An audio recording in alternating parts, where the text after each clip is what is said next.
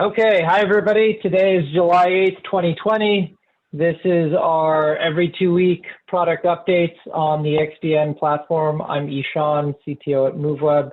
I have with me today Ivan, one of the chief architects on the XDN platform, and we're going to run you through a couple of brief updates. Ivan, please take it away. Yes, thank you, Ishan. Hello, everybody. So today, let's first talk about the updates to the versions of the XDN packages. We have 2 weeks ago, we were at 1.35.1. In the meantime, we have released several minor updates and patches. So we are right now at 1.37.1. Speaking of these improvements and fixes that we have released, we have added the cacheHost configuration. This now allows prefetching from the XDN, which runs on a separate domain from your main site.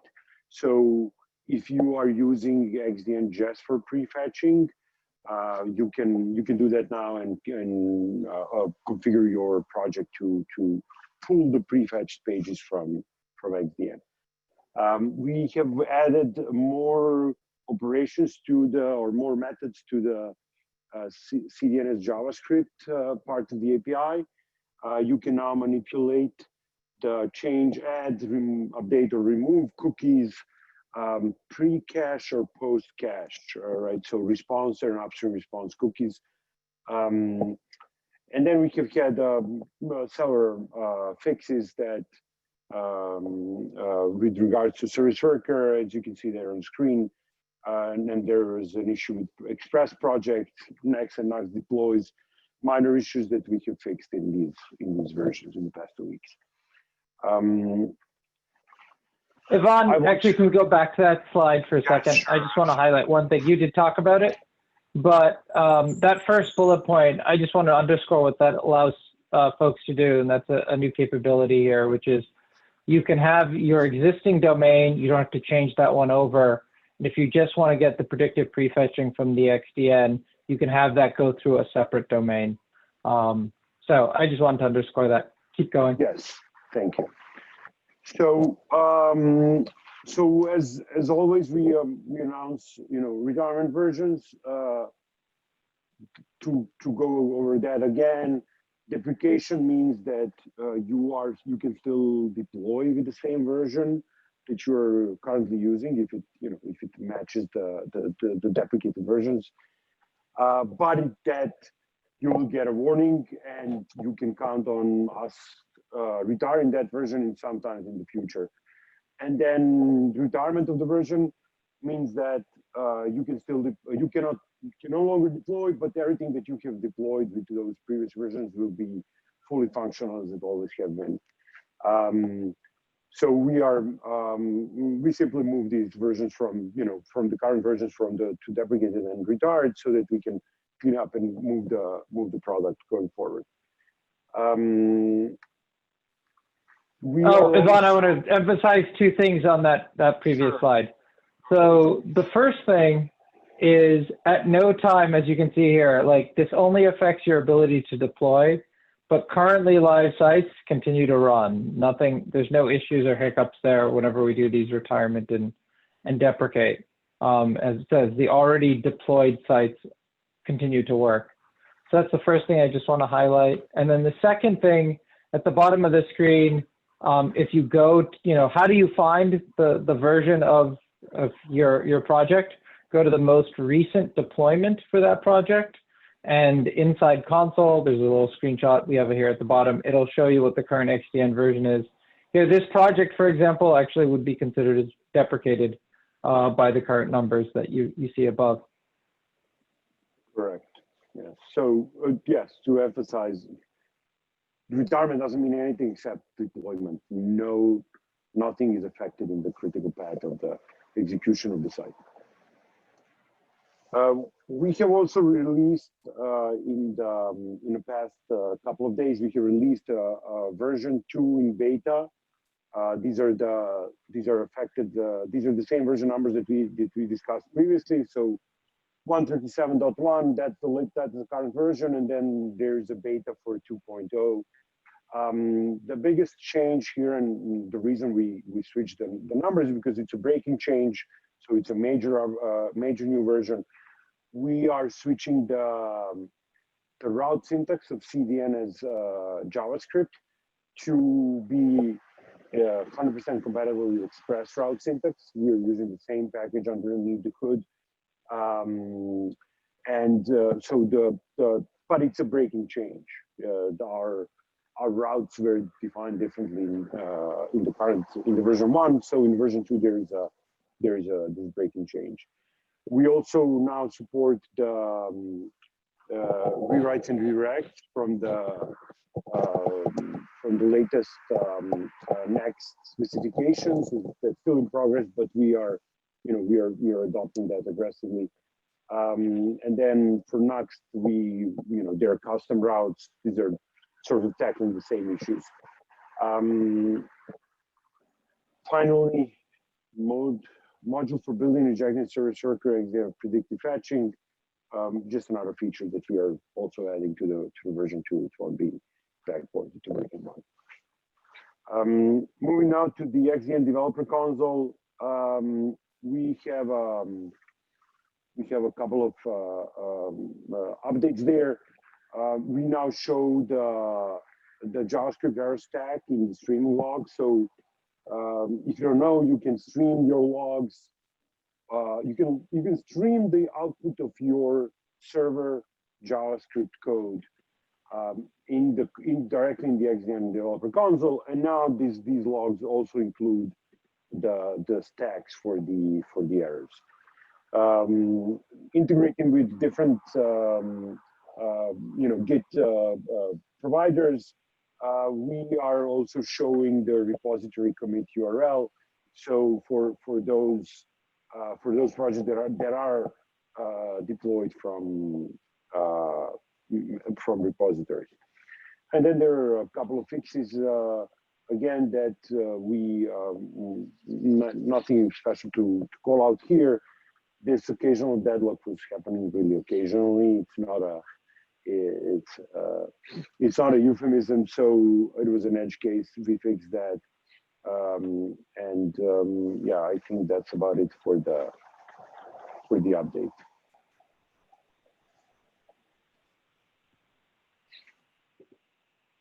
Okay. Thank you, Ivan. Yeah, do we have any questions?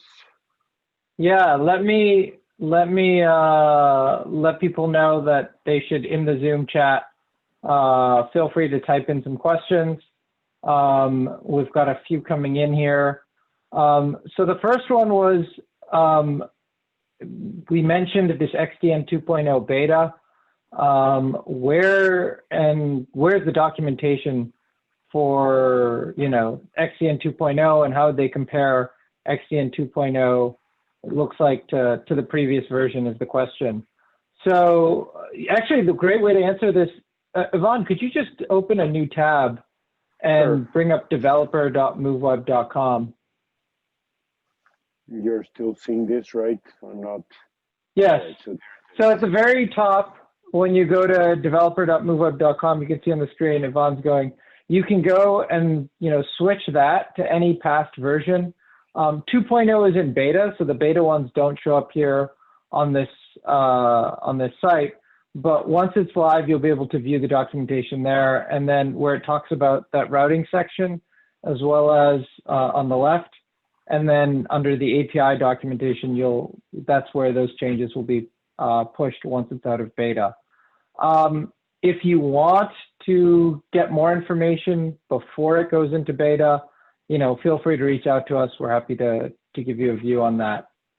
The other thing I think worth mentioning here that's coming is we're going to open up these docs so that anybody can contribute to them. So if you're reading this documentation and you have something you want to fix, you can actually just issue a pull request. So look for an update on that at the next product update meeting. And the last part of this, actually, it looks like they want to know when XDN 2.0 will be out of beta. Do you have a sense of when that would be? And if the answer is we don't have one, Yvonne, we can just say we don't know yet, but we're happy to communicate it. So our sense later. is that in the next product update, so in 2 week time, we will be,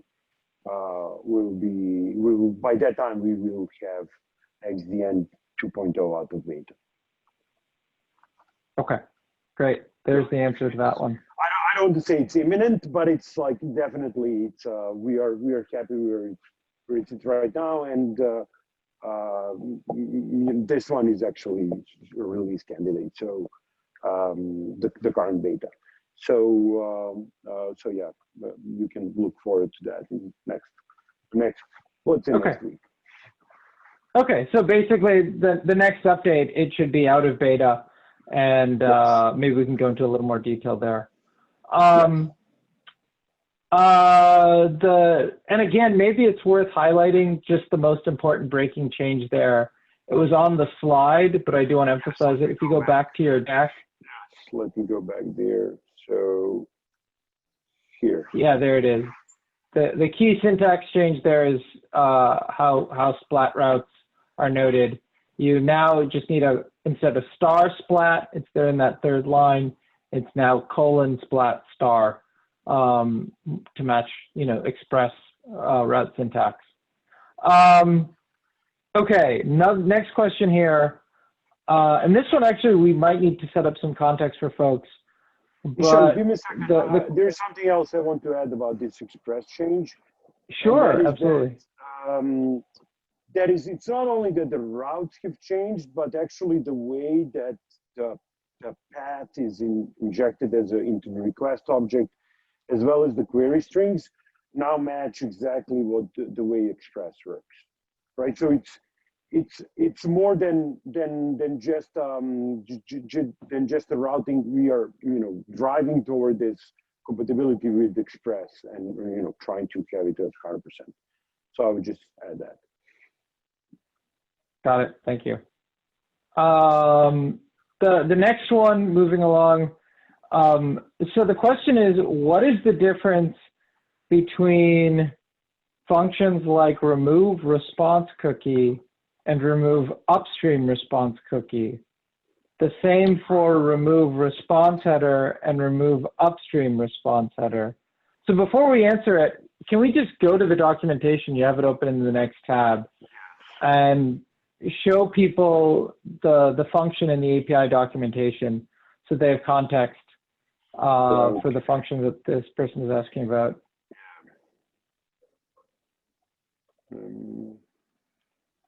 So here's the function documentation for it. Yeah, go ahead, Isha. Yeah, I was just going to say, so just context for folks. This is the response rewriter. It lets you change the response that comes back from an upstream origin. And that's kind of the context for this. And it has a couple of these functions, and you'll see here under methods, if you want to just highlight, there's remove response cookie is one of them, right there towards the bottom. Remove response, yeah, there it is. And then there's remove response remove upstream response cookie is on the third column to the right. But yeah, headers has the same thing. So the asker here is really wanting to know what is the difference between those two versions of each of these functions. Right. So Yvonne, I'll turn over to you to answer. Yes, thank you. So the difference, their API looks exactly the same, and it's it's obvious that some are wonder like what is the difference here? What is the upstream? What is not upstream? Essentially, the difference is that upstream response works on the manipulates and changes the state of the response as it was returned from the backend, any backend, right? Like either your current backend, the legacy that you are serving in some cases, or the JavaScript, serverless JavaScript backend that running on the XDN. In the case, so you get to manipulate the response directly on that before it hits the caching layer. So if there is anything that you don't never want to cache, or there is something that, for example, in the case of cookies, there may be a backend that you may not have complete control over, and that's injecting some cookies that you don't, they're not necessary. There are CDNs that inject cookies that are for their own purposes rather than for your purposes, and then that may interfere with caching. So in those cases, that's where you would use the upstream manipulation methods, right? For example, you want to remove a header, you want to remove a cookie so that you can cache something. If you were to remove that before responding after the caching, then the caching wouldn't work. Now, the other set of methods is like, now on the cached response, or the response that has been through the caching layer, what do you want to respond? And so if you look at the sort of anatomy of a request and response and caching cycle, upstream response will be triggered. Upstream response manipulation will be triggered only when you actually go upstream, whereas the response manipulation will be triggered for every response that you have, cached or not, right? So if there are things that you will want to inject at that time just for the response that has already been cached or been through cache, that's where you would do that. It can allow you. So let me try an example here to make this concrete. Suppose I have a backend and it's sending back a cookie, let's just call it foo, from the origin backend. And I want to remove that. If I use remove upstream response cookie for this cookie foo, then it gets removed before this request is stored in the edge cache. Is that correct? Correct. Because and this is especially important for cookies because we will not cache anything that has set cookies, right, in them. Like any response that has set cookies, we assume that is some that could be, setting a session or something like that, and we don't want that in cache ever. So, but then there are cookies that are harmless in this case, and again, my go-to case is this, CDNs that inject their own cookies that don't really have anything to do with the content that is being cached, but are their own, private purposes of troubleshooting. And so if you want to remove that, you will remove that before you even attempt to cache something. And then your response will be clean. It won't have any set cookies, and it will be able to cache it. And let's take that same example. So suppose I didn't use remove upstream response cookie for cookie foo, and that foo cookie now gets stored in the cache, and I would have to use remove response cookie to remove it? Well, actually, it wouldn't get stored in the cache because any response that has a set cookie will, how to put it? Any response that has a set cookie after it has gone through our rewrite rules and it still has a set cookie will not be cached, right? So, but the effect on the browser will be the same, right? The effect on the browser would be, you would look at it and there wouldn't be a cookie. But the effect on caching would be different. Because if you leave it in the response, it won't get cached. In the upstream response, it won't get cached. So these are different. Maybe the best way to think about it is to understand that for any single upstream response, there may be many downstream responses because of the caching, right? So you go once to the upstream, to the backend, you get something, then you manipulate that, you put that into the cache, hopefully, you put that into the cache. And then after that, the browsers that are hitting your site will hit this cached object. They will get the cache response. But if there is anything else that you want to add or remove or update at that time for all those downstream responses, then you can use this other set of methods that are, that don't have upstream in their names. Got it. And to highlight why this is important, if you're, you were talking about there could be one upstream response and many downstream responses. This is really important with a server-side rendered page. You want to build it once, make sure it's in your edge cache, and then anybody else who comes afterwards gets the server-side rendered version. And so what you're saying basically is remove response cookie, which is the other version of this one, will take place after the cache, and that will affect all the downstream. Downstream means to the browser. Okay. Correct. And to be fair, like that, we try to maintain all these APIs that they're symmetrical on the upstream and the downstream. In the case of cookies, it's not. You may want to, rather than remove something, you may want to add a cookie at that point. Maybe you want to take it from another getter that you injected. You can then load the getter value and inject the cookie at that late time when you're responding from cache, right? So such things are probably remove upstream cookies, remove response cookies, not all that useful, but like add or update response cookie could be very useful. We just got it. Try to. So maybe we should show that method. Do you want to just show add response cookie? And basically what you're saying is if I wanted to add, say, a personalization cookie or something on top of a SSR, server-side rendered response coming out of the cache, this would be the response. This would be the method to add that cookie. Correct. You could. Okay.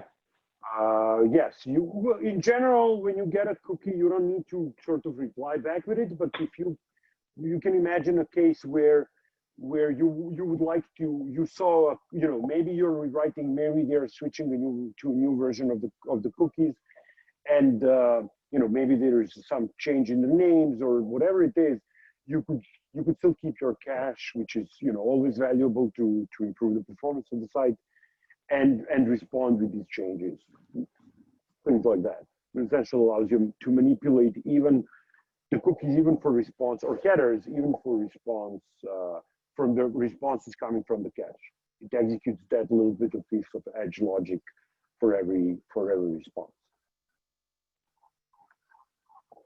Okay, we're actually out of time, but a great question and really important to consideration about when you do this before and after the cache, when you're involved in bringing data to the edge on the platform.